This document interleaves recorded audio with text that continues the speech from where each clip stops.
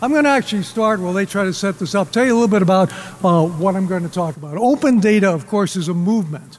And it has to do a lot with the idea that the government has information on you. Now, we all know a lot about that.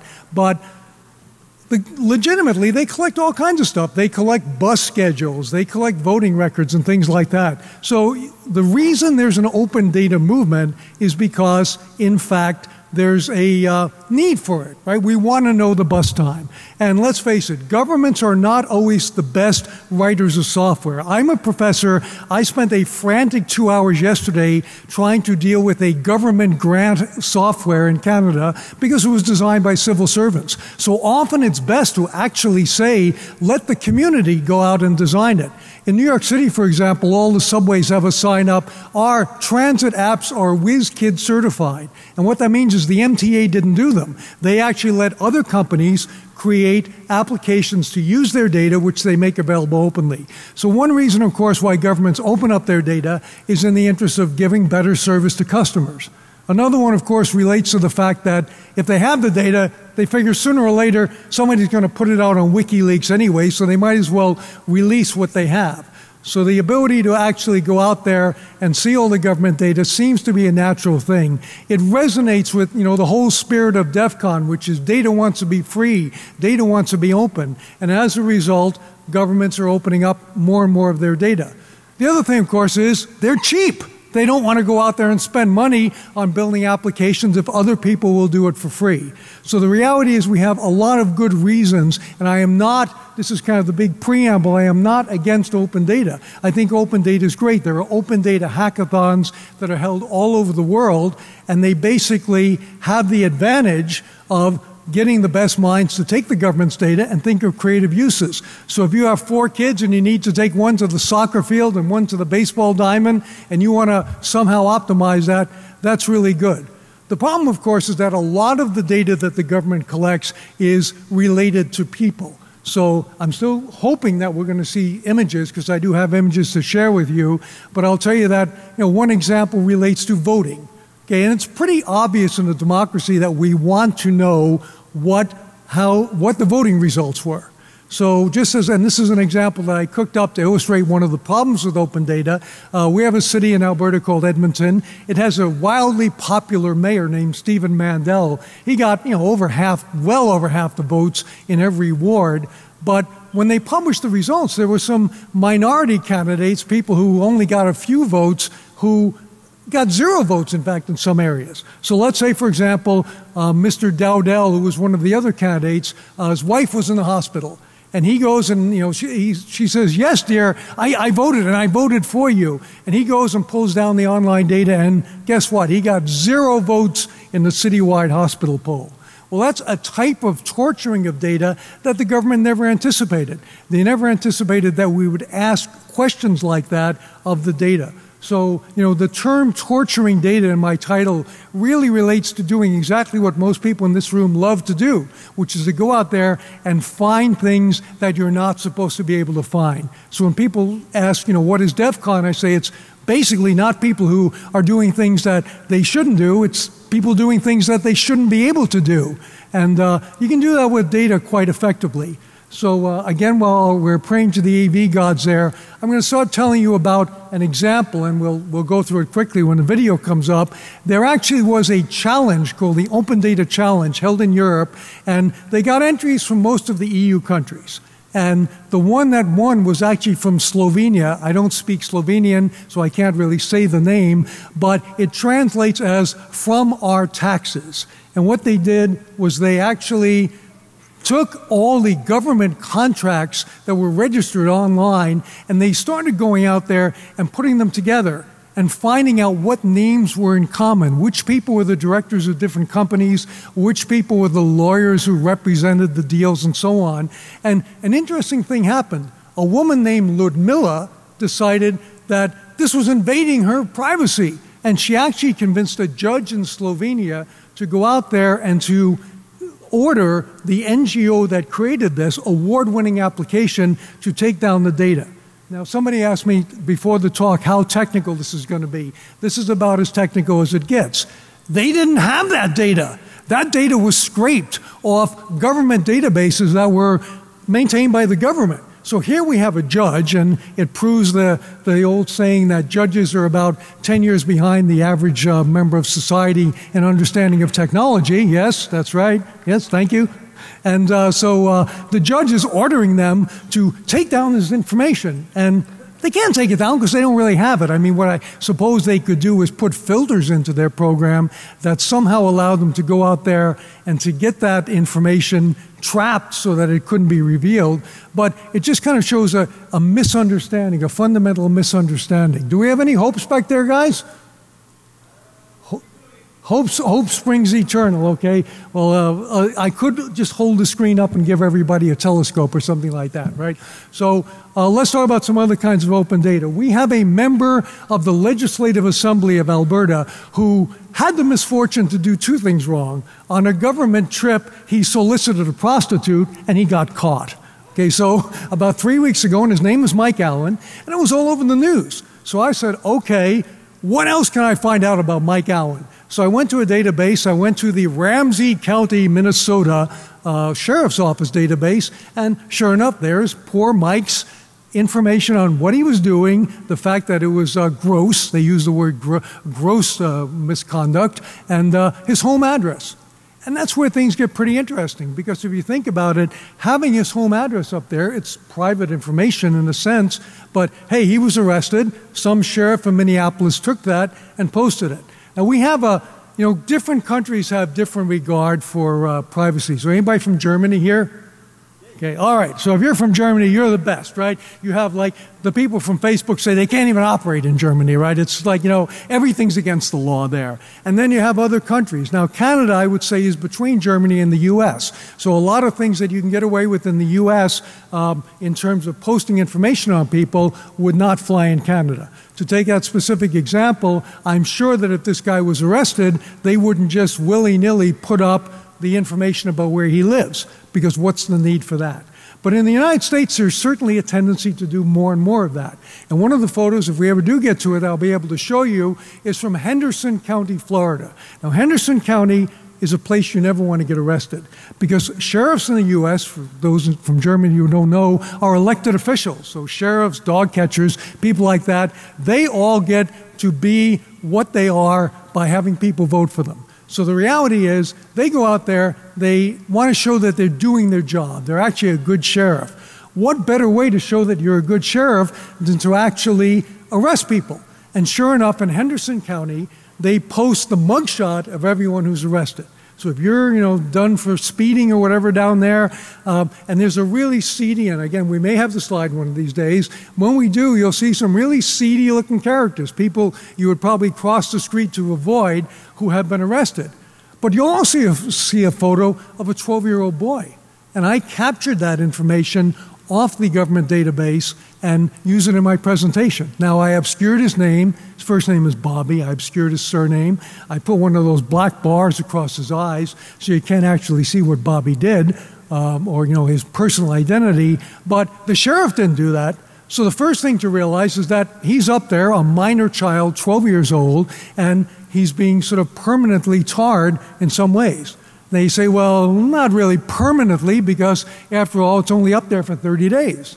And the answer is, yeah, but it's been in my presentation for over a year now. When data is out there, there's no way to really call it back. There's no way to bring data back into the fold if you've let it loose. And this brings a lot of vulnerabilities. The reality is that quite a bit of data is being put out there, captured by people. They say that if you put a photo up on Facebook or something like that, I mean, at the very least, it's been copied by the NSA, but it's probably been copied by a lot of other people as well. So there's no way to actually call back data from where it's from being posted somewhere. One aspect, again, I'm just randomly remembering my presentation. I usually print out a little cheat sheet, but I trusted the tech here. Yeah. So anyway, another aspect of this relates to DNA information. How many of you know Ancestry.com? or Ancestry.co or whatever, yeah, all the different national versions. I won't ask because, you know, it's embarrassing to put your hand up who has profiles on that. The business model of Ancestry, of course, is they allow you to sign up for 14 days for free and do all kinds of exploring with their data. So they are using public information, census data, they're using military records, prison records, all kinds of things. Those are particularly useful for Australia, lots of prison records down there. And so they take all this data and they make it freely available to you for 14 days, and on the 15th day, they charge you like $299 if you don't cancel your membership. Now, it's an interesting model because they're taking public data and eventually making money from it. But, you know, we assume that that's probably okay. Second thing, though, of course, is that they, after you leave, after you tell them, hey, I don't want to sign up for the $299, they go out there and they keep your data. So they know your family tree. So you have enriched their database, and guess what? You can cancel your account. You can, you know, check into the Hotel of California. You can never check out your data. It is permanently part of their database. So a few years ago, they got a brainwave. They said, you know what would make this a lot better? Send us your DNA. And then we'll tell you, you know, if you're descended from, you know, Adam or Noah or, you know, whoever's way, way back in your family tree. And some people, I think, were actually dumb enough to send their DNA. And doing that, of course, provides a tremendous amount of information. And if you think about it with DNA information, it's not just about you, it's about your siblings, your family, all kinds of people who didn't give any consent for you to give that information. So the reality is, putting DNA information out there is risky, giving it up voluntarily is dumb, and Privacy International, the NGO in the UK, actually launched a lawsuit against Ancestry.com. Now, I was down in Utah, and I thought I'd visit Ancestry.com, and I'd try to find out all about this. And they said, oh, well, we just keep the database here. That's the Genetic Genealogy Project, and it's with the real smart people down in California. So the Genetic Genealogy Project is something to really worry about, okay? The possibility is out there for somebody to get tremendous amounts of information on you. Do we have any hope back there? Hope springs eternal? You're getting closer. So everyone leave your laptop at the door, right? So a couple of principles on dealing with this data. Okay, the New York City released with great fanfare in 2009, New York City Data Mine, and they had 110 databases there. And they said, you know, these are all interesting things, like all the women's organizations in New York City are now in this database. Well, they realized a day later that they had forgotten to take out the private email addresses and the secret questions. So what was your first pet is the most common secret question, and fluffy is the most common answer. So that information was disclosed out there, and you know, the next day there were only 109 public databases from New York City because they had to go in there and they had to take back some of that information. I want to explain an experiment to you that I did with what's called openphilly.com. So Philadelphia is one of the leading cities in making their data open, and they went out there and they actually put online contribution records. Now again, because it's an international audience, it varies a lot from country to country. But in the United States, there's laws about campaign contributions, particularly those over $200, that say that if you make a contribution, you have to go out there and you have to give your name, your address, and your occupation. And those things are publicly available information. Well, what Philadelphia did is they took all the contributions, even the ones of $1.49, for the last 7 years, retroactively, and they put them up in this wonderful database. Now, we're going to get technical one more time. It was put up there with a front end that said you can query this database, but hey, you better not go out there and actually download it, like it's not for downloading. Okay, so here's how you download it. And any of my computer science students who didn't get this would get an F. First you say, tell me all the people, download all the people whose first name begins with A. Then you do all the people whose last name begins with A. Then you do the last names beginning with B and C and D. See the pattern? So within about 8 minutes, I had a comma-separated file of all of these contributions. And then I started to torture the data and have a little bit of fun with it. So I said, well, what can I find out? Who in this room knows who Ronald Rivest is? Okay, who's heard of RSA, Rivest Shamir Edelman? Okay, there is a candidate, her name is Shelley something or other, in Philadelphia, and all of her contributions seem to be local, except one came from Massachusetts. Well, who was it? It was Ron Rivest. And he obviously endorsed this candidate enough that he sent money to her. So, you know, by plotting the data on a bit of a graph, I was actually able to find some interesting things. The most interesting thing I found was that an awful lot of people in Philadelphia live in the same place, 1719 Spring Street. I mean, thousands of people live there. And I went, what the heck is this? So I run over to Google Maps and I bring it up, and it is the office of the International Brotherhood of Electrical Workers. So I think you can see the scene. Guido comes in, he's going to get his job as an electrical worker, and they say, wait a minute, come over here, you got to make this contribution. And he says, oh yeah, I got to do that, right? And he fill out the form. And you know, when people do campaign contributions, they're very scrupulous about putting some address down because they want to get the tax receipt. But maybe he doesn't want to give his own address. Maybe he's in the witness protection program or something. So they go up, you will use the address of the union. So a significant number of the contributions to certain candidates map back to that one building, which is the headquarters of the union. Now then I thought I'd be a real sort of objective computer scientist and run a statistical study. So I found out the most common names in the United States, names like Jones and Smith, and I did an analysis. The only reason really to publish the name and address of political contributors that I could see is if there's two John Smiths and you want to know which one it is. So I actually did a statistical test and I found there were 385 J. Smiths, and the actual power or the need to actually resolve duplicates came down to only about 3 or 4. So there was almost no information added by having this, but there was a significant privacy risk. So what I'm suggesting to governments is that they need to go out there and think long and hard about how they put out the data, why they put out the data. Now, again, I don't know if we'll ever get the images, and we're going to have like a flash dance of the images if we do get them up here. But I have a complete stalking exercise I did on a notable Albertan. He actually was the president of an airline.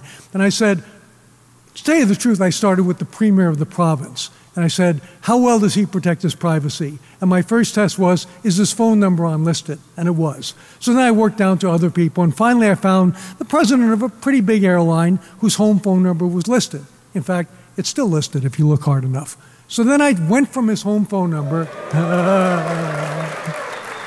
Hey, we have the technology. Okay. So Monkey or whoever's back there, work with me, darling, and let's make this happen, okay? So go forward. Just keep, I'll say next. Okay, so we talked about this. Stop right there. Okay, New York City. Okay, this is one we didn't talk about. New York City data mine, where the women's organizations were outed. So there's a problem, which is neglecting to read and redact data before releasing it. Next slide. Yes, Toronto. You know, you call 311, you complain about something. So sure enough, in Toronto, they build a database of that. And they're supposed to be careful to anonymize it. We have 6-digit postal codes. They're only supposed to put in the first 3. Well, I looked at the database, and sometimes they go Bloor and Danforth. They put actual intersections. So just sloppy, lazy data entry is the second problem. Next slide. Okay, this is actually from my place in Calgary. Do any of you know See-Click-Fix? Great system. You want to report a pothole, you want to report a place where criminals hang out. You go anonymously on this system and you enter the data. Well, sure enough, in Calgary, there's somebody who hates the car wash in his neighborhood. So every day he puts in excessive noise, dangerous ice. So he's just got a hate on for that car wash. Next slide. Okay, this is the European Data Channel. Next slide. Who won? There it is in Slovenian from our taxes. Next slide. Okay, who wouldn't agree with that? Well, the judge ordered them to take down the data. Next slide. A little technical aside, they couldn't take down the data, so judges lag behind technology. We know that. Next slide. Election results, there's the guy who got all the votes. Next slide. Did my wife vote for me? Well, apparently not, because all these people got 0 votes. Next slide. Philadelphia, okay, finance records. Next slide. There it is, the full home address is provided. Next slide. Okay, that's the kind of computer that we had. I had one of those Commodore PETs. Anybody have a PET? Yeah. In the 1970s when they wrote the election law. So maybe they were a little out of date. Next slide. Okay, there's the kind of stuff I could get. There's Ronald Revest's home address if you want to write to him in Arlington, Massachusetts. Next slide. Yes, that is Ron Revest, and all of his family gave to Barack Obama in this case. Next slide. Okay, let's just keep going. Next slide. Okay, so the donor files were downloadable. Next slide. Most common names, Smith, Johnson, and Williams. That's the number of Smiths and Johnsons, very small number of duplicates. Next slide. Okay, it was really useless, and when I looked at the address on Spring Street, next slide, there it is. It's the International Brotherhood of Electrical Workers. Next slide. Okay, problems, underestimating our desire to torture the data, inconsistent data, like some people giving home address, some giving the union, and the why of requiring address needs to be examined in the light of new tools. Next slide. Okay, there's the guy. His name is Clyde Beto. Nice man. Next slide. There's his home address in the phone book. I took out his phone number. It's still valid. Next slide. There's his property tax assessment. Next slide. There's details of his property tax. Next slide. There he is plotted on a map. His house is worth $710,000. His neighbors are worth less. This spawned an industry of people writing letters to say, "Dear Mr. Beto, we see that you're assessed at this much money. Did you know your neighbor is assessed at $414,000? Wouldn't you like us to appeal your taxes?" So the city actually had to shut down this database. Next slide. They now have technical and legal safeguards, which are dumb, like you can only query 10 times from an IP address in a day. Well, anybody in this room can spoof that one. Next slide. Next one. Okay, here's Hernando County. There's the sheriff, nice smiley face. Next slide. There's the not-so-friendly looking people who got arrested for things like uttering forged instrument and contempt of court. Next slide. There's poor Bobby, that's real. Note his date of birth, 1997. That made him 12 years, 12 months at the time of arrest. Shame on you, Sheriff. Next slide. Data journalism. Okay, I lived in the Bronx for a long time.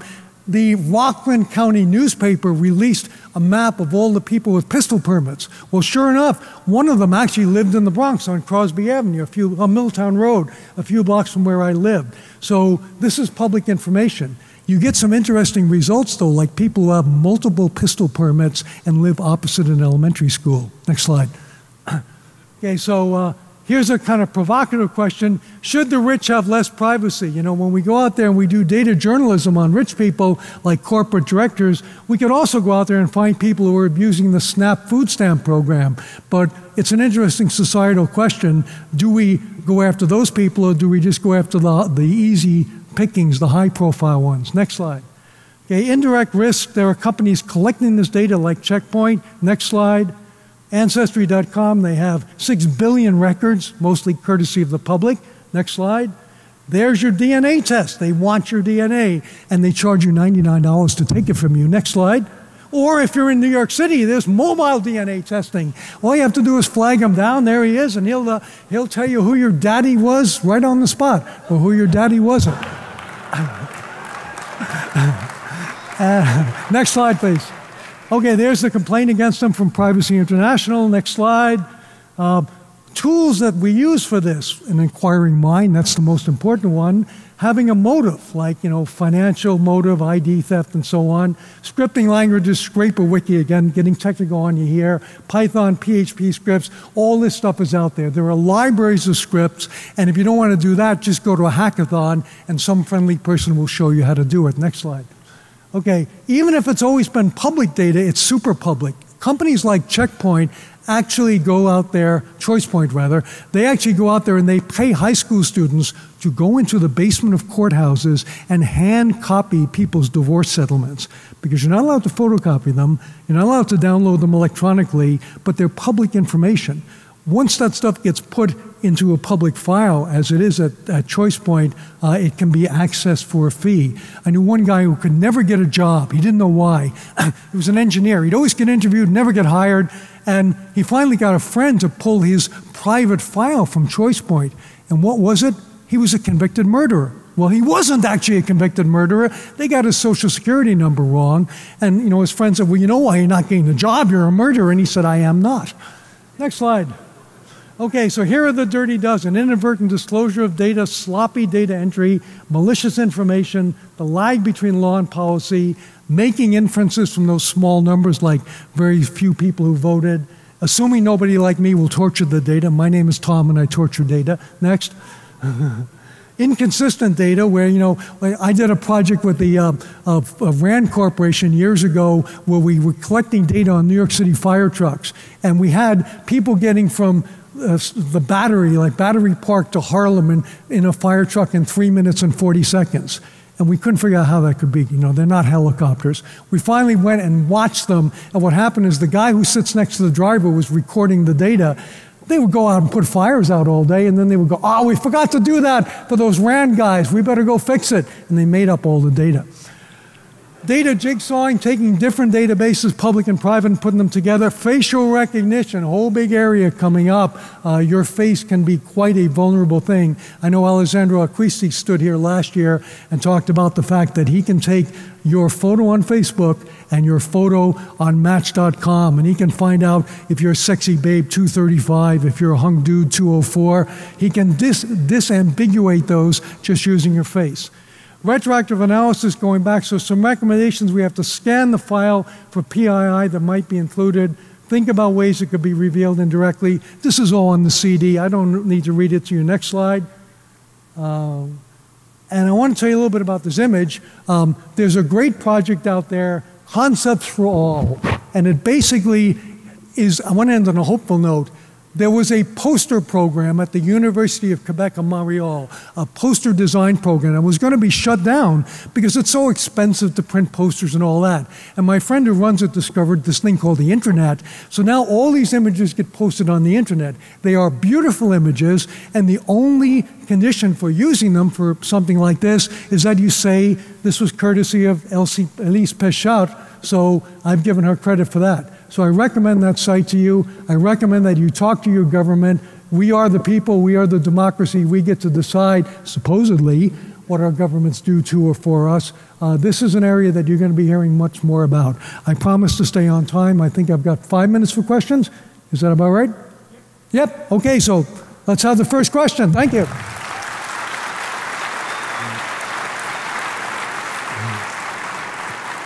And thanks to all the hardworking goons who made this image actually come up there. We've paved the way for all the future speakers. It's hard to get the first question. I'll start with the second question, okay? Who's got a question? Yes, you're in. Turn him on, please.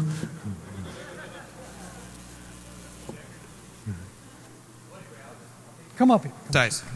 Oh, there we go. No, I'd rather stay off the stage. I don't want to be recognized. So there's generally a movement in the United States to crack down on perceived voter registration fraud. It's mostly bullshit, but it's a way to keep black people from voting. But in general, I think governments feel like if you require people to provide an address, it keeps them honest, even if it isn't particularly useful. Yep. Is there another way you can think of to keep people more honest on forms? Is there another or way? Should we just stop worrying about it? I mean, you know, actual election fraud where somebody pretends to vote or votes twice, I mean, it's almost impossible to find an instance, but I was wondering what you think about that. You could take their DNA. There's all kinds of other things you can do. I mean, the whole point of the address is the reason people get...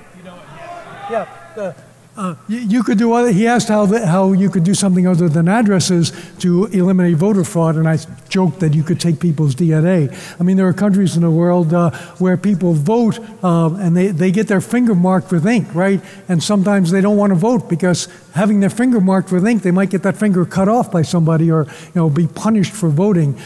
There are alternative ways to do it, but I don't. I can't think of too many other ways. If your contribution is small enough, I think the reality is giving your address is optional. You can give the address of your union and never go pick up the result. So campaign laws, I guess the big idea is that the campaign law really needs to be reviewed. When it was passed in the 1970s, we didn't have the technology to do the kind of things that we do now with the data. And it's only going to get bigger, and the data now is going to stick around forever. So they'll be able to go back not 7 years, but 27 years. Yes?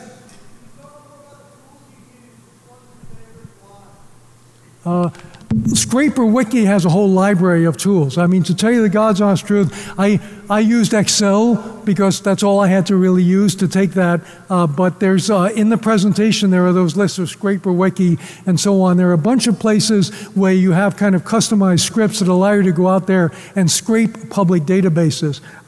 You know, the world is your oyster. I think just about every municipality now has some kind of data there, and I just keep finding more and more. And I haven't really found one yet that I don't have problems with. So I guess the challenge to you for, you know, between now and next year is to find a lot more holes in open government and bring them to our attention. One more question, maybe? Going once? Yeah, we got one more. Yeah, do it. Do you know if any of those terms of service for public data requests have been tested in courts? I don't, and I actually asked Marcia Hoffman that very question, and she's researching that because I thought that's a very interesting thing. All I can tell you is in Calgary, I'll just summarize the story, because of people doing what I did, and also because of that secondary use of the data to actually try to commercialize it, the city shut the database down for a period of time, and when it came back, there was a very elaborate terms of use that I violated here today because it says this is only for checking your tax records. Because when it first came out, people were checking their boss's house assessment, they were checking their ex-wife, you know, everybody that they knew, and they now control it. So what they've done, and it's a good point, they have two different levels of access. If you want to just know, and I should tell you, you're allowed to know what your neighbor is assessed because that's an issue of fairness. If you're assessed unfairly, you have a right to appeal. But you're not allowed to know how many square feet and all the other details. So what they do now is there's a public-facing one with just the number, the assessment. There's a deeper level that you have to sign up and be validated. So that's how Calgary, and I want to say Calgary did, I think, an admirable job of taking what was a real mess and making it good. And hopefully other cities will follow that lead. Are we done? We're done. Thanks, Monkey. Thanks very much.